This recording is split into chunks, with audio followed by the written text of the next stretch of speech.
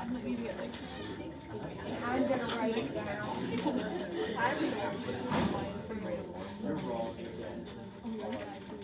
Why is it so weird? I really want to Swear it is.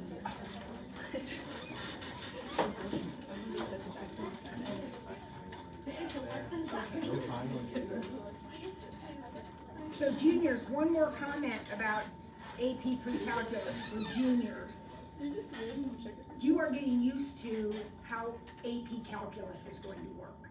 So this is just going to be a huge advantage to you because you're going to understand how multiple choice, free response, how all that works. It's going to be better for you. Seniors, you don't have that necessarily for next year, but it's still great stuff and it's wonderful. And great. Okay? All right. So here we go. Homework. I'm not going to do a whole bunch of them. I'm not going to because you need to spend some time thinking. But what I do want to do is have you look, let's look on our homework, our 1.12 homework, problem number 3. This is the way that you should approach this problem to make your life as easy as possible. All right, so we have this g of x function up here at the top. It's the basis for everything on this page. P of x is a new function that does some things to g. Now, what does p do to my original function? Well, there is a horizontal dilation of a factor of 1/2. What that means is that horizontally, you've been multiplied by 1/2. In other words, you've been divided by 2. So all of your x's have been divided by 2. How does that show up in the equation? What do I do to x if I want to actually divide it by 2? You put 1/2. No, I don't put 1/2, I put 2. Because this number right here divides the width. Kids, if you don't know these rules, you gotta get them learned, because you did this in second year algebra. I can't reteach that course. You've got to remember some stuff.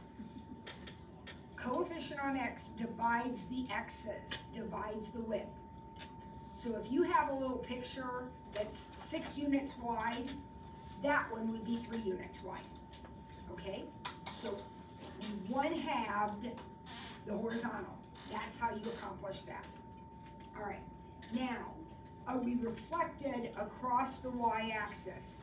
How do we do that? We got to put a negative in. Where does the negative go, do you think? In front of the x. Why does it make sense that the negative would go in front of the x? I am the y-axis. This is +2, this is -2. What happens when you change the sign on x? It goes over the y-axis. Okay? Again, rules you need to know. The expectation is you know these. Okay, what else happens? A vertical translation by 1 unit. Okay? +1. We took our picture, whatever it was, and we lifted it up by 1. So this is my equation for P. All right, now find P of -2. Well,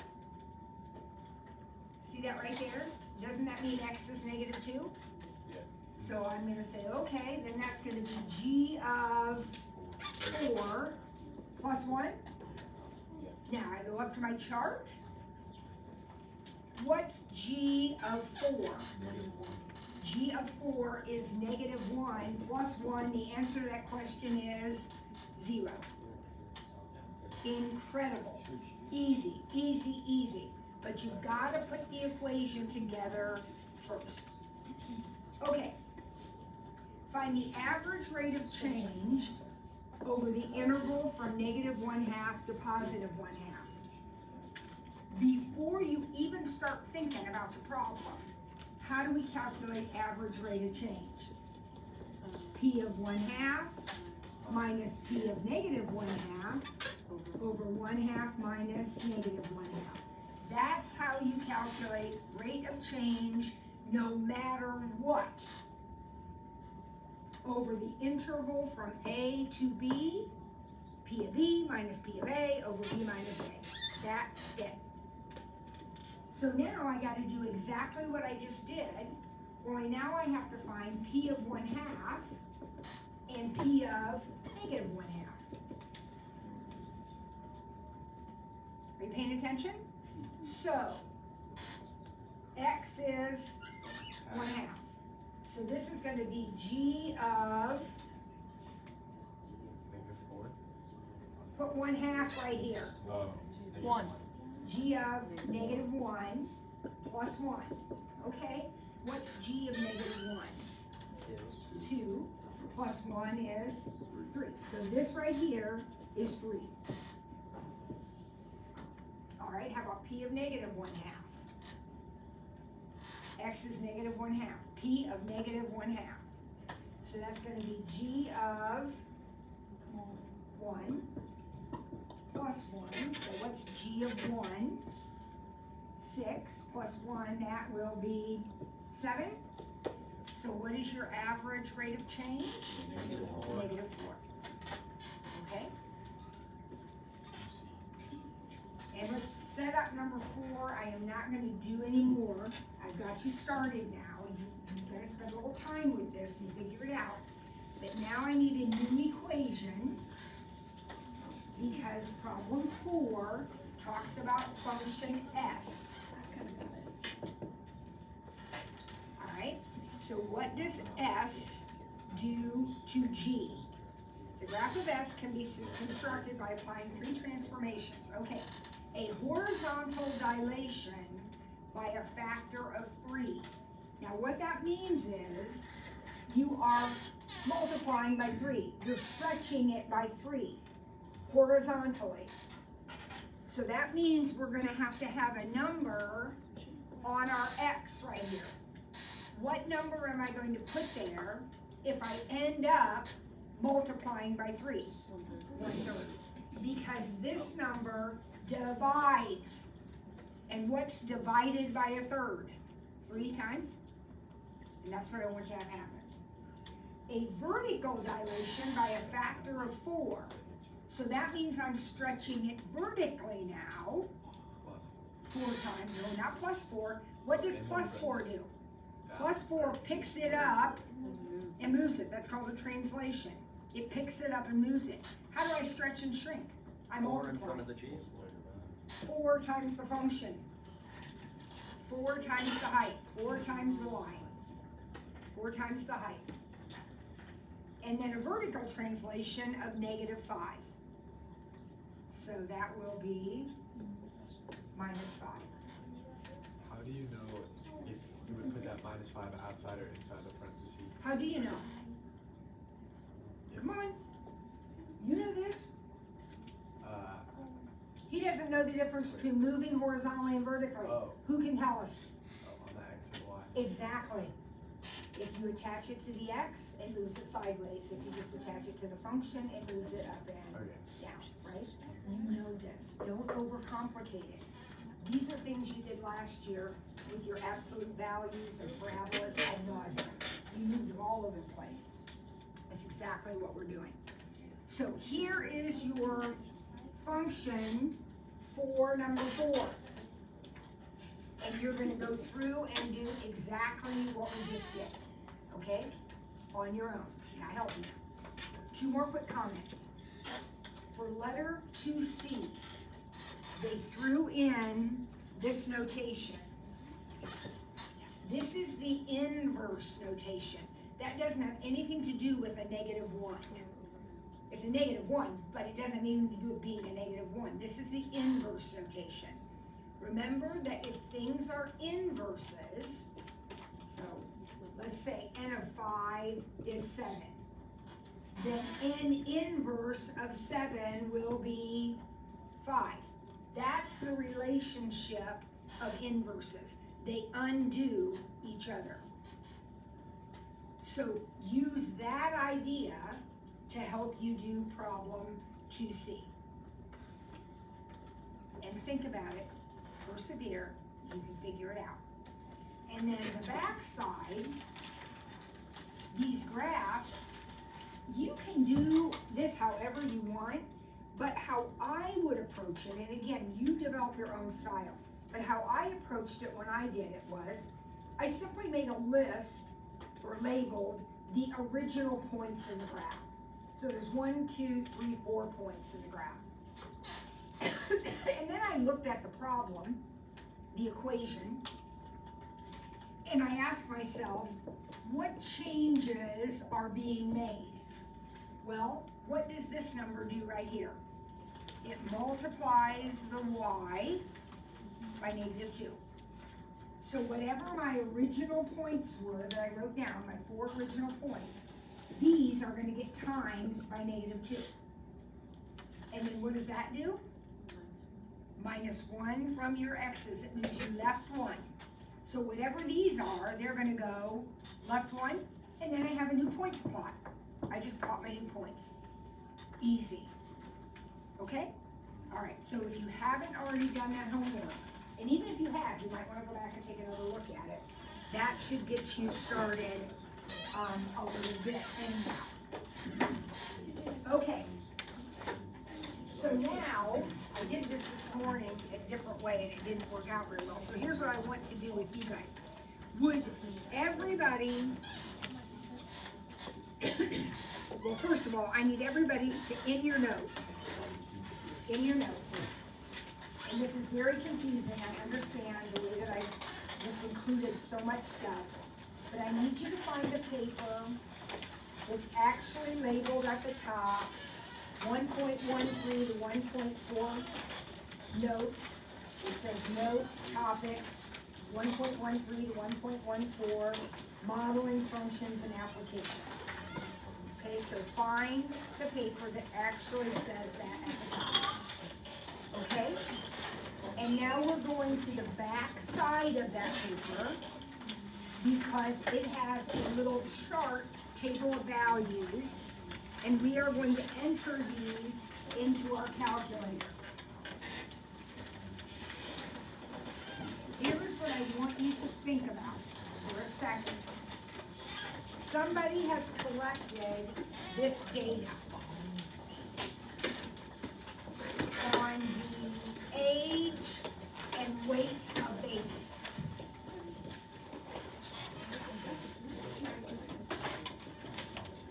Okay, so 4 weeks old, the baby weighs 4.2 kilograms, and so on.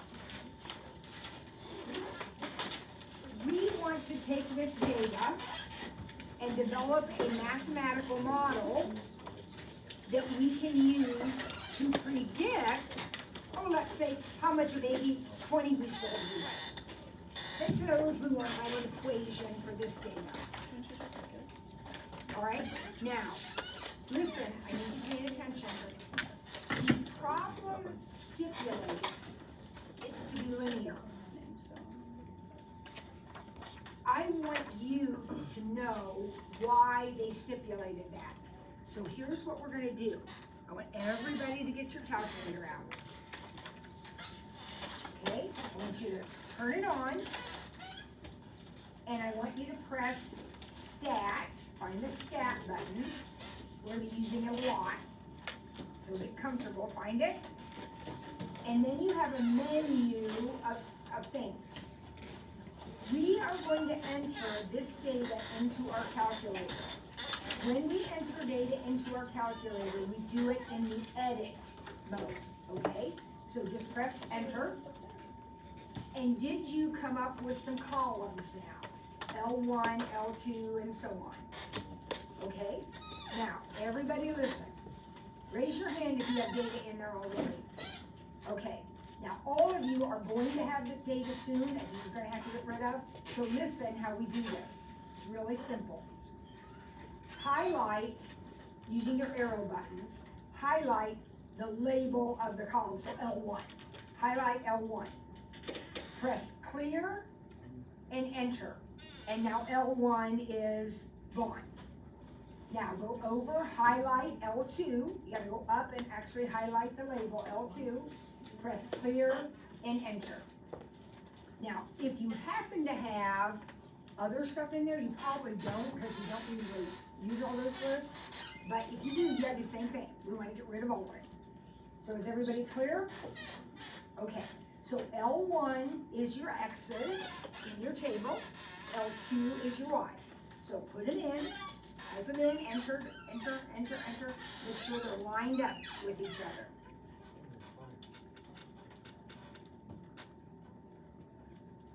Okay, everybody's doing this. You too, Ava. Come on, this is hard enough. It isn't hard, we just have to learn how to do it. And we don't learn by watching.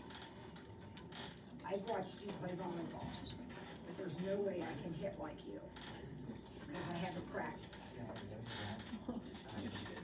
Truly, when I played volleyball in high school, we served like this.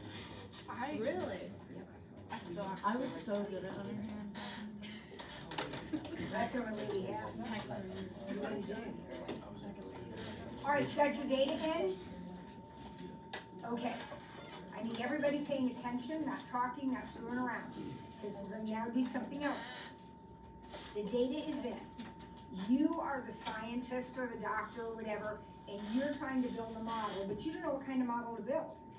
Is it a line? Is it a parabola? Is it a cube? Is it a logarithm? What is it? I don't know. So, we're gonna go to second stat plot. So, second stat plot right here, everybody find it? You need to have number one, plot one, turned on. So get that guy turned on. Okay? Everybody got stat plot turned on? Okay. Now I need you to press, once you get it turned on, press enter.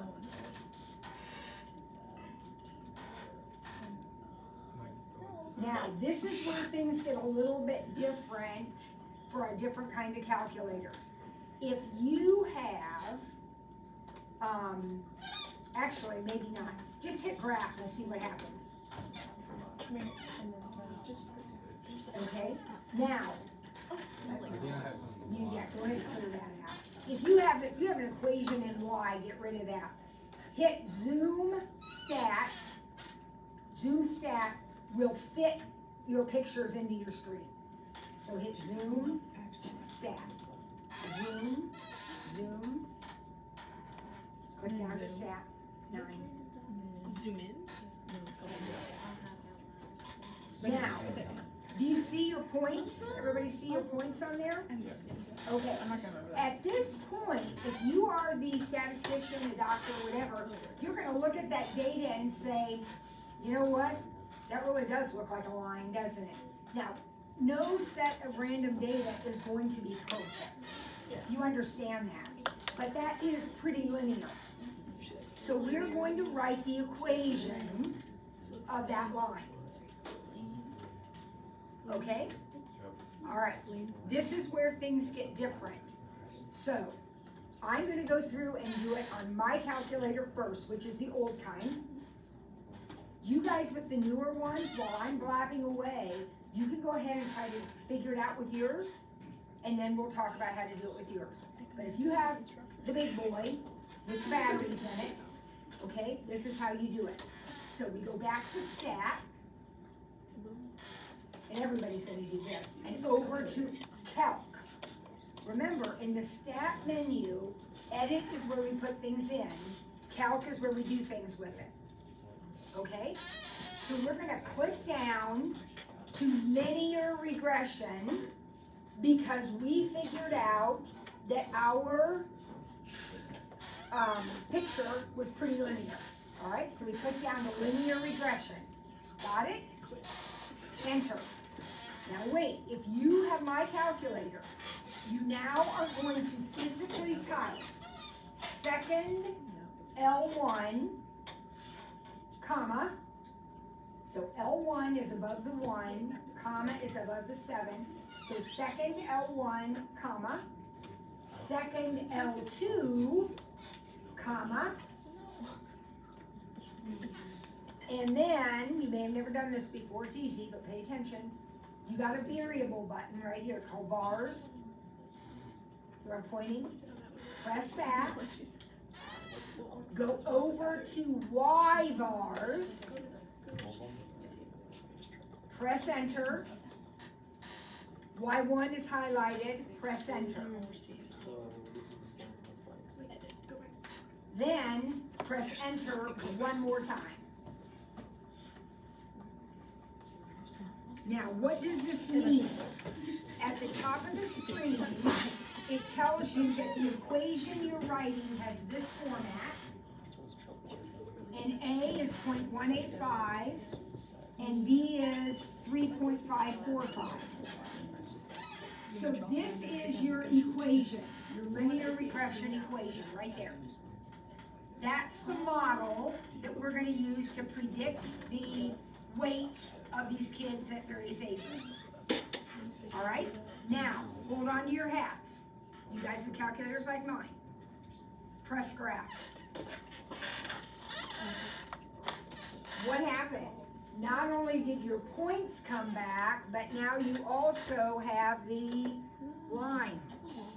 That's called the line of best fit, and you'll notice that it does a really good job of approximating. Okay, one more comment to those with the old calculators. Do all the points lie directly on the line? No. So what the difference between where the line goes and the actual points, those are called residuals, and that's going to be our next topic tomorrow. But today we'll focus just on getting this far. Okay? Now, you guys with calculators like mine, I want you to answer questions B and C. B and C while I help these guys with the new calculator. Okay, so you guys with the newer calculator. Okay. So did all of you do the LinReg and figure out what your A and B are? No. Okay, well, good job on that. All right, so we're gonna go back, we're all gonna go back to stat. We're gonna over to calc, and we're gonna go down to the linear regression and press enter. All right, now you wanna pay attention. Which one's linear? The one that says LIN, Where is that supposed to be? In under calc? Calc. Did you stat, Yes. calc? Stat, calc, yeah. Oh, that.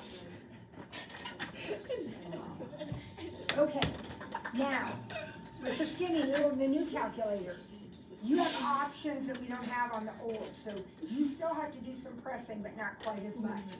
Okay, so down where it says store regression equation, you're gonna press vars, you're gonna click over to Y vars, hit enter, and then enter.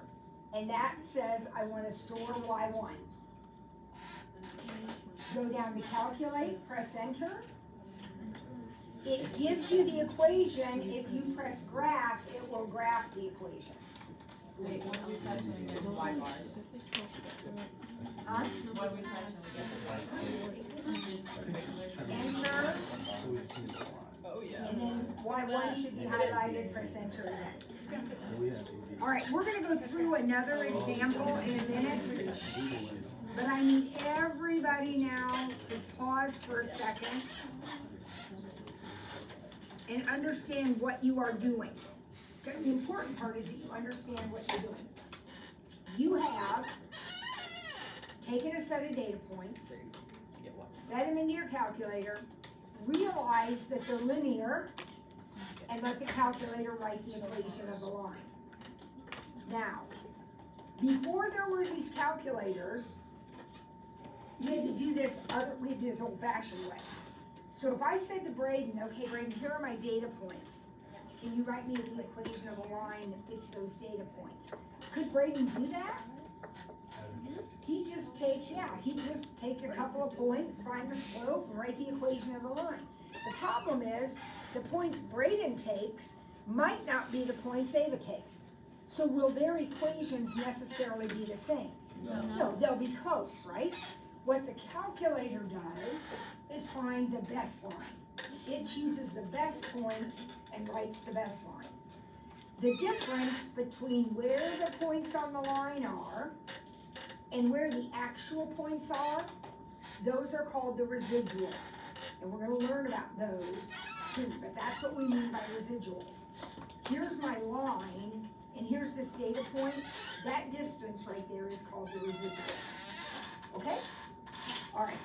Were you able to answer question B? Yeah. What did you do to find the weight of a baby 10 weeks old?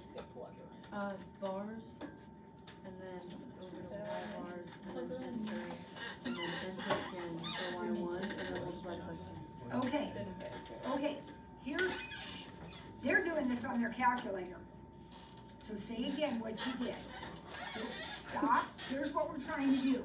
We're trying to let X be 10, right? 10 weeks old, how much that baby weigh? So they're doing it on their calculator, and they're gonna tell you how. How did you do it? Say it loudly. Bars, and then over to Y bars, and then enter, and then when it's Y1, enter again, and then multiply it by 10. Say that again.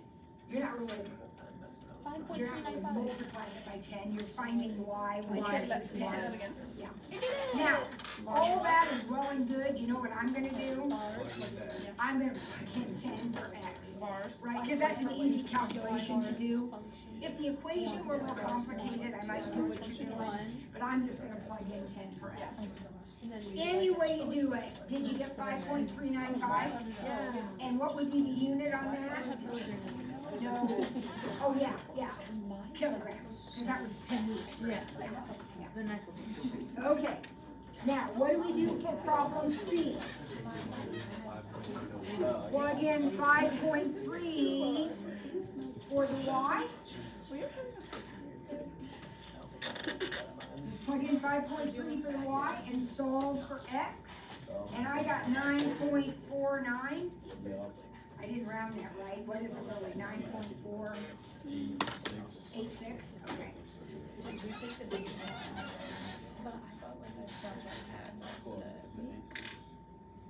All right, we okay? All right, so now we're going to try another one. So go to example 5.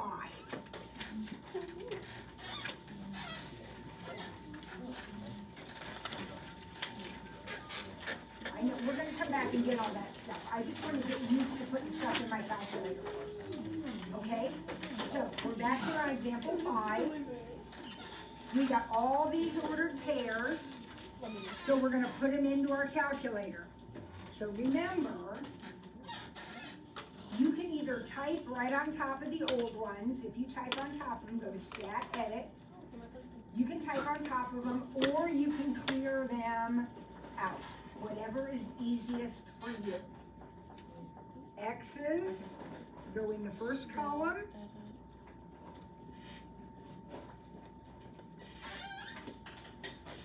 If you are lost, lean over and ask your friend. Because I think many of you have got this going well. I really don't want you to make the recordings, please stop.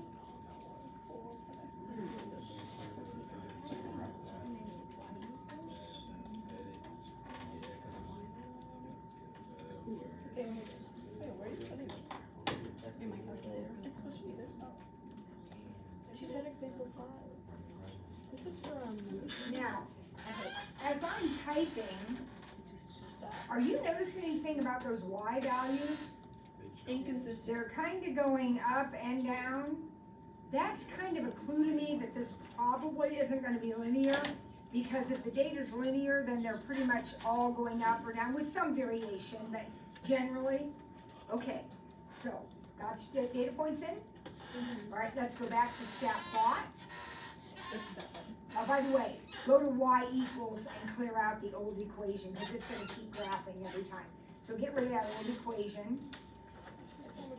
Go back to stat plot. Looks like I'm all good to go. Press graph. Oh my gosh, I don't see anything. Zoom stat. gotta set your screen to fit your data. So zoom stat. Oh, wow. Ooh, that's pretty. What is that? An arch. Parabola. It's a It's parabola. very much a parabola, which is what kind of equation? Not linear, quadratic.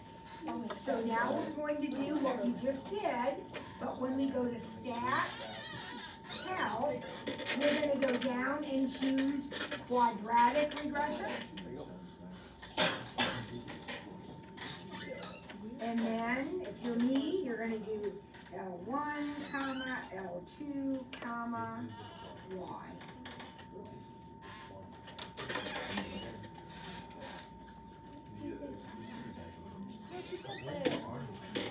Okay, we're gonna talk about the R's. We'll talk about it. Of course you did. Just a second, I pressed the wrong So it's button. the same. I know, it's supposed to have a line. So you were. Stop. Quit whining. Yes, it does. Such a liar.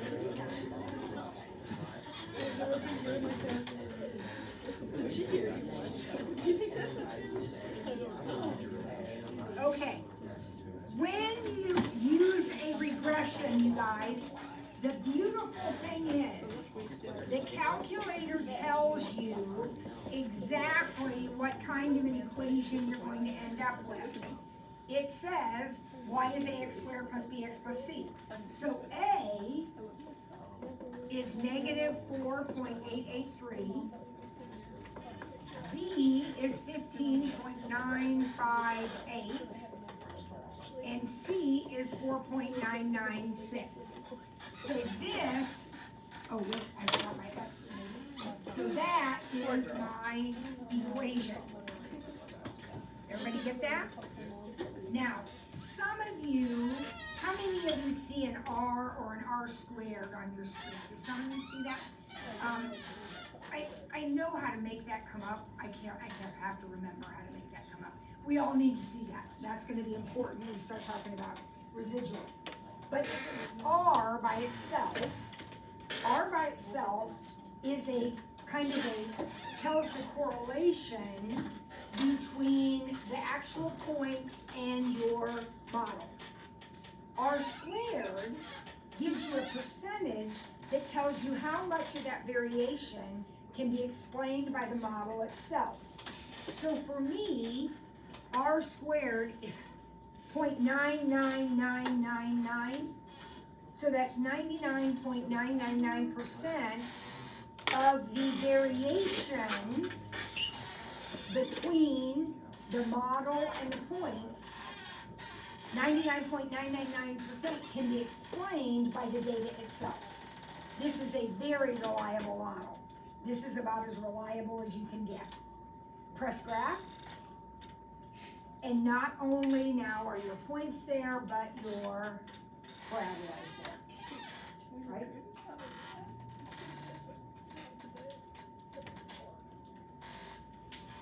You gotta store your equation. Remember, you guys with the new calculators, you have to store your equation.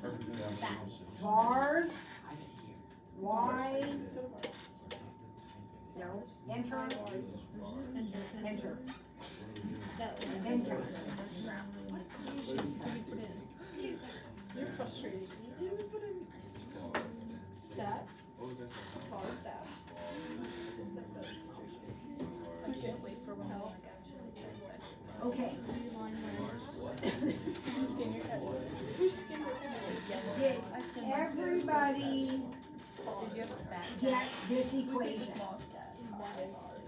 So now, I don't have any idea what these data points represent, but now I could say, okay, what if I let X be 5?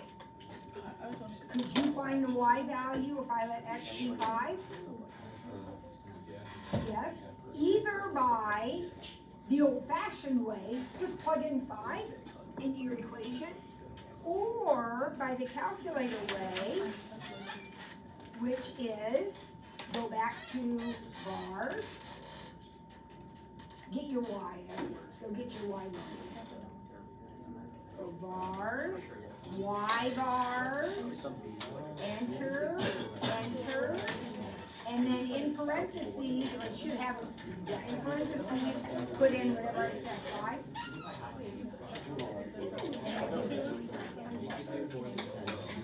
Okay? Now, let's take our equation, which is graphed on our calculator. It's stored in there as y equals. If you go to y equals right now, you'll see that whole equation. No round off, it's right there for you. Suppose I said to you, find x when y is negative 30.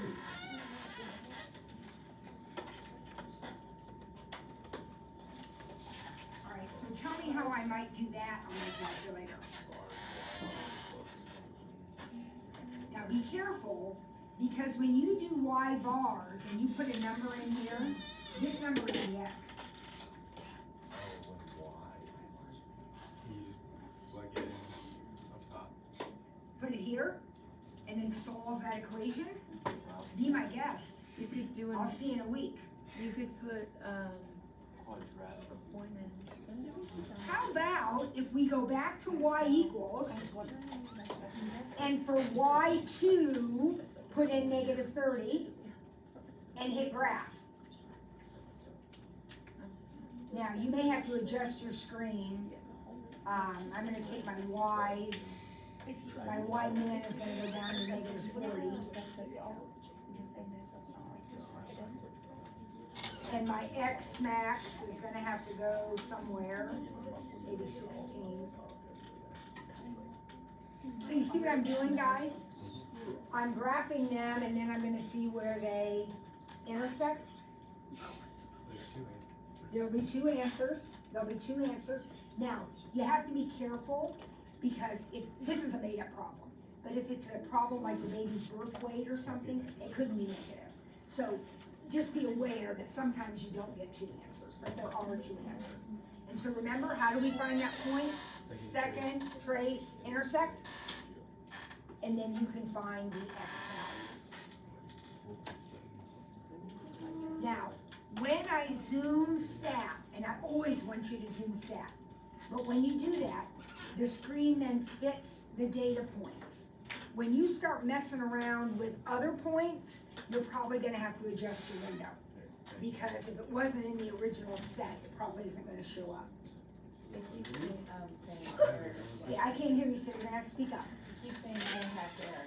because you're typing it in wrong. Okay, so we'll take a look at it in a minute, but that's what that means. When it says syntax, it means you're not telling the calculator to do the right thing. So I'm not sure what are you telling it to do? I just have the regular equation of y1 and then I put in y30 negative 30 for y2. It's not. I'll have to look at it in a second. All right, so one of the answers to that is what, 4.77? Okay, got it? Okay, now, I want you to look quickly at example 6.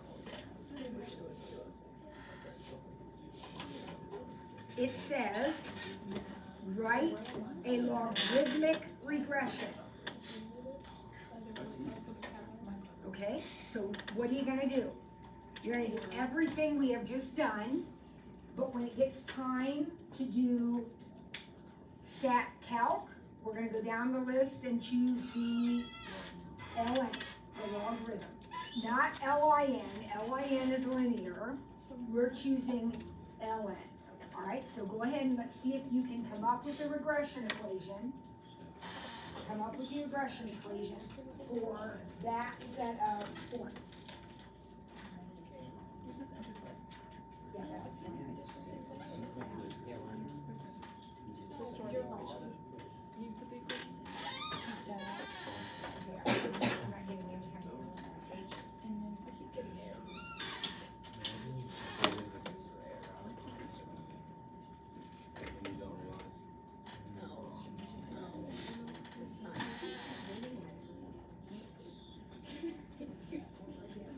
And there's one back here too, that usually removes this one.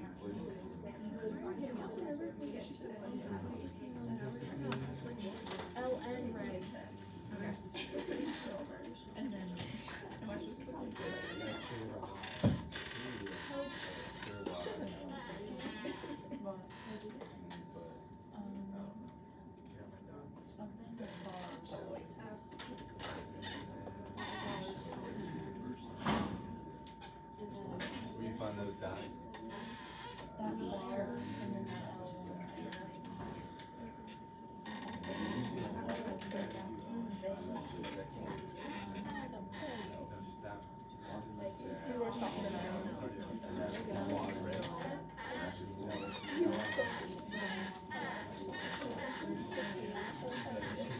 So while you're doing this, have you already done it, Kevin? Mine's starting to move. Oh, there we go. I think it's 8. I got it this week. Here, everybody. Is it Everything? Yes, LN is what we're looking for. One quick point, folks. The calculator's gonna find any regression you want for any set of data points. So if you took that set of data points that you just put in and you did a cubic regression on it, it'll come up with some equation. It won't be a good equation, but it'll come up with an equation. So you gotta make sure you're telling it the right regression. My hope is, and we'll find out as Maynard's, but my hope is they tell you, I want a linear regression. I want a cubic regression, whatever, because then you know exactly what to press. If not, you have to do what we did with our first example, which is plot the points and then examine the shape. Okay? All right, what'd you come up with? You did an equation, y equals? 2.864 plus 1.818 ln. How does that look to everybody? Pretty good. Does that look good? And what is the purpose of the equation? The purpose of the equation is to be able to make predictions about other data. That's not tabulated, right? Okay, good job. I'm gonna stop there. If you have a calculator question, now is the time. We're not in the barn. What are you doing? If you have a calculator question, now is the time to ask it.